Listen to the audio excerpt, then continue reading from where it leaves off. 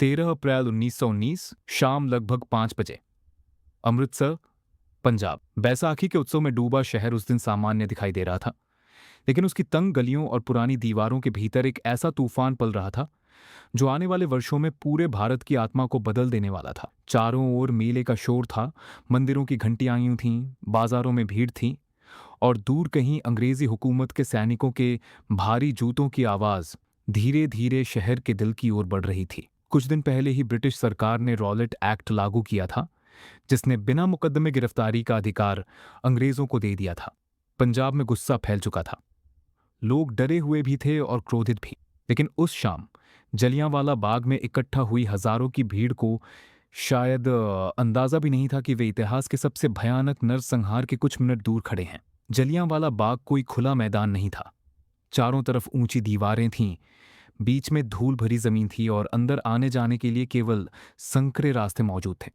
वहां मौजूद लोग राजनीतिक भाषण सुनने आए थे, कुछ बैसाखी मेले से घूमते हुए वहां पहुंच गए थे, और कई परिवार अपने बच्चों के साथ केवल भीड़ का हिस्सा बनने आए थे।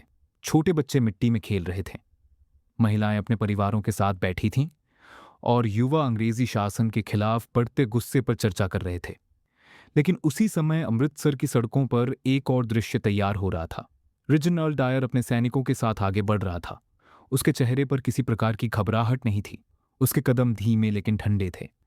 उसके साथ लगभग 50 सैनिक थे, जिनके हाथों में भरी हुई राइफलें थीं। शहर की हवा अचानक भारी लगने लगी थी।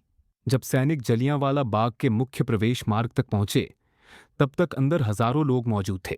कुछ लोगों ने सैनिकों को देखकर पीछे हटना शुरू किया, लेकिन अधिकतर लोगों को लगा कि शायद भीड़ को हटाने की चेतावनी दी जाएगी। लेकिन वहां कोई चेतावनी नहीं दी गई, कोई अंतिम आदेश नहीं सुनाया गया, कोई रास्ता खाली करने का समय नहीं दिया गया। अगले ही पल डायर ने अपने सैनिकों को गोली चलाने का आदेश दे दिया, और फिर अचानक पूरा बाग गोलियों की आवाज से कांप उठा। पहली गोली चलते ही भीड़ में भगदड़ मच गई। लोग समझ ही नहीं पाए कि आखिर हुआ क्या है। कुछ लोग जमीन पर गिर पड़े, कुछ दीवारों की तरफ भागे, और कुछ अपने बच्चों को बचाने की कोशिश में चीखते हुए भीड़ के नीचे दब गए। कुछ ही सेकंड में वह मैदान मौत के कुएं में बदल चुका था। सैनिक लगातार गोली चला रहे थे। गोलियां सीधे वहां चलाई जा रही थीं जहां भीड़ सबसे ज्यादा थी। लोग दीवारों पर चढ़ने की कोशिश कर रहे थे, लेकिन ऊंची दीवारें उन्हें वापस नीचे फेंक रही थीं। कई लोग बचने के लिए उस पुराने कुएं की तरफ भागे जो बाग के भीतर मौजूद था, लेकिन वहां पहुंचते ही लोग एक दूसरे के ऊपर गिरते चले गए। दर्जनों लोग कुएं में कूद गए, कुछ गोलियों से बचने के लिए और कुछ डर के कारण। कुछ ही मिनटों में वह कुआं लाशों से भर चुका था। हवा में बारूद की गंध फैल गई थी। चीखें इतनी तेज थीं कि आसपास की गलियों में खड़े लोगों के शरीर कांपने लगे थे। दायर बिना किसी भावना के सैनिकों को अलग अलग दिशाओं में गोली चलाने का आदेश देता रहा। उसके लिए वह भीड़ इंसान नहीं थी, बल्कि एक सबक थी जिसे पूरे भारत को दिखाना था। लगभग 10 मिनट तक लगातार गोलियां चलती रहीं। सैनिक तब तक फायर करते रहे जब तक उनकी गोलियां लगभग समाप्त नहीं हो गईं। आधिकारिक रिकॉर्ड में लगभग 379 लोगों की मौत बताई गई, लेकिन भारतीयों का मानना था कि संख्या 1000 के पार जा चुकी थी। सैकड़ों लोग घायल होकर जमीन पर पड़े थे। कई बच्चों ने अपनी माओं के शवों के पास बैठकर रात बिताई। कुछ घायल लोग पूरी रात दर्द से तड़पते रहे, क्योंकि अंग्रेजी सरकार ने कर्फ्यू लगा दिया था और किसी को मदद पहुंचाने की अनुमति नहीं थी। रात गहरा आने लगी थी। अमृतसर की गलियां सुनसान थीं, लेकिन जलियांवाला बाग के भीतर मौत अब भी पड़ी हुई थी। घायल लोग पानी के लिए तड़प रहे थे। कई लोग अपने परिवार के सदस्यों को अंधेरे में खोज रहे थे। कुछ बच्चों की आवाजें धीरे धीरे शांत हो चुकी थीं। अगले दिन जब सूरज निकला, तब पूरे पंजाब में केवल एक ही खबर फैल रही थी। अंग्रेजी हुकूमत ने निहत्थे भारतीयों पर गोलियां बरसाई थीं। वह खबर आग की तरह पूरे देश में फैलने लगी। गांवों, शहरों, रेलवे स्टेशनों और बाजारों में केवल जलियांवाला बाग की चर्चा होने लगी। लोगों के भीतर वर्षों से दबा हुआ भय अब क्रोध में बदल रहा था। महात्मा गांधी तक जब इस नरसंहार की खबर पहुंची, तब भारत की स्वतंत्रता की लड़ाई एक नए मोड़ पर पहुंच चुकी थी। गांधी समझ चुके थे कि अंग्रेजी शासन केवल कानून और प्रशासन के सहारे नहीं, बल्कि भय और रक्तपात के सहारे चल रहा है। पूरे देश में शोक फैल चुका था। पंजाब की धरती पर हुए उस नरसंहार ने भारतीयों के भीतर अंग्रेजों के प्रति बची हुई आखिरी उम्मीद भी खत्म कर दी थी। कई युवा जिन्होंने पहले राजनीति में रुचि नहीं ली थी, अब विद्रोह की राह पर चलने लगे। आने वाले वर्षों में यही घटना हजारों क्रांतिकारियों के भीतर आग बनकर जलती रही। लेकिन सबसे भयावह बात अभी भी बाकी थी। ब्रिटिश सरकार ने शुरुआत में डायर के खिलाफ कोई कठोर कार्रवाई नहीं की। इंग्लैंड के कई प्रभावशाली लोगों ने उसे भारत में ब्रिटिश सत्ता बचाने वाला नायक तक कहा। यह सुनकर भारत के लोगों के भीतर गुस्सा और बढ़ गया। उन्हें समझ आ चुका था कि यह केवल एक अधिकारी की क्रूरता नहीं थी, बल्कि पूरी औपनिवेशिक व्यवस्था की मानसिकता थी। अमृतसर की दीवारों पर सूख चुका खून धीरे धीरे इतिहास का सबसे बड़ा सबूत बनता जा रहा था। उसी नरसंहार को एक छोटा बच्चा भी दूर से महसूस कर रहा था, जिसका नाम था भगत सिंह। कहा जाता है कि घटना के बाद वह जलियांवाला बाग पहुंचा और वहां की मिट्टी अपने साथ ले गया। उस मिट्टी में खून की गंध थी और शायद वही गंध आने वाले वर्षों में ब्रिटिश साम्राज्य के खिलाफ सबसे खतरनाक विद्रोहों में बदल गई। पंजाब की हवा बदल चुकी थी, भारत बदल चुका था और 13 अप्रैल 1919 की वह शाम हमेशा के लिए इतिहास के सबसे अंधेरे अध्यायों में दर्ज हो चुकी थी। अप्रैल 1919 के अंतिम सप्ताहों में अमृतसर एक शहर नहीं, बल्कि भय और सन्नाटे का जीवित प्रतीक बन चुका था। जलियांवाला बाग की दीवारों पर गोलियों के निशान अब भी ताज़ा थे। मिट्टी के भीतर सूखा हुआ रक्त दबा पड़ा था और हवा में बारूद की गंध जैसे स्थायी हो चुकी थी। जिन गलियों में कभी व्यापारियों की आवाज़ें और बैसाखी के गीत सुनाई देते थे, वहां अब केवल सैनिकों के भारी कदमों की ध्वनि गूंजती थी। ब्रिटिश सरकार ने पूरे पंजाब पर कठोर नियंत्रण लागू कर दिया था।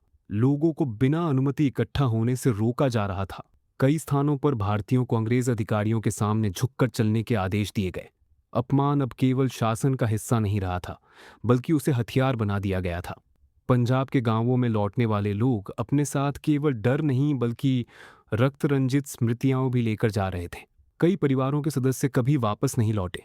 कुछ महिलाएं अपने पतियों को खोजती हुई अस्पतालों और गलियों में भटकती रहीं। कई बच्चों को यह तक पता नहीं था कि उनके माता पिता जीवित हैं या नहीं।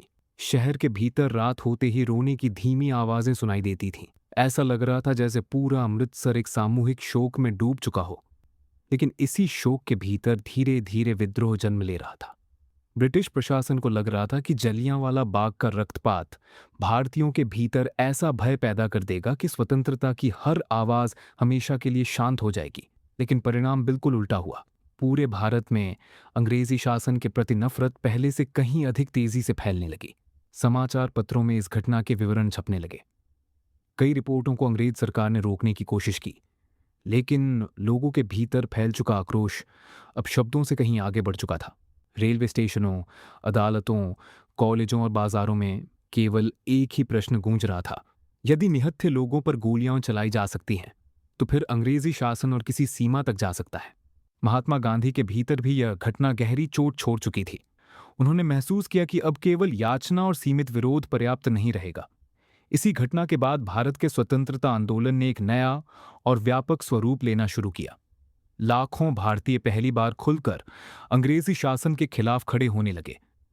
गांवों तक यह संदेश पहुंच चुका था कि जलियांवाला बाग में केवल लोगों की हत्या नहीं हुई, बल्कि भारत के आत्मसम्मान पर हमला किया गया था।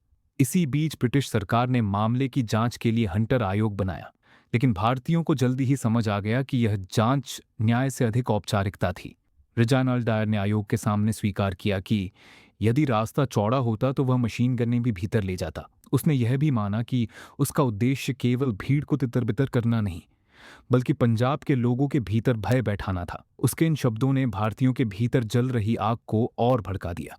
लोगों को यह स्पष्ट दिखाई देने लगा कि यह नरसंहार किसी गलती का परिणाम नहीं था, बल्कि सोच समझकर किया गया दमन था। भारत के प्रसिद्ध कवि रविंद्रनाथ टैगोर भी इस घटना से भीतर तक हिल चुके थे। उन्होंने ब्रिटिश सरकार द्वारा दी गई नाइटहुड की उपाधि लौटा दी। ये केवल एक सम्मान वापसी नहीं थी, बल्कि पूरे विश्व के सामने अंग्रेजी शासन के खिलाफ नैतिक विद्रोह था। उस समय भारत का बुद्धिजीवी वर्ग, छात्र, किसान और व्यापारी सभी धीरे धीरे एक साझा क्रोध में बदल रहे थे। जलियांवाला बाग अब केवल एक स्थान नहीं रह गया था, वह ब्रिटिश अत्याचार का सबसे बड़ा प्रतीक बन चुका था।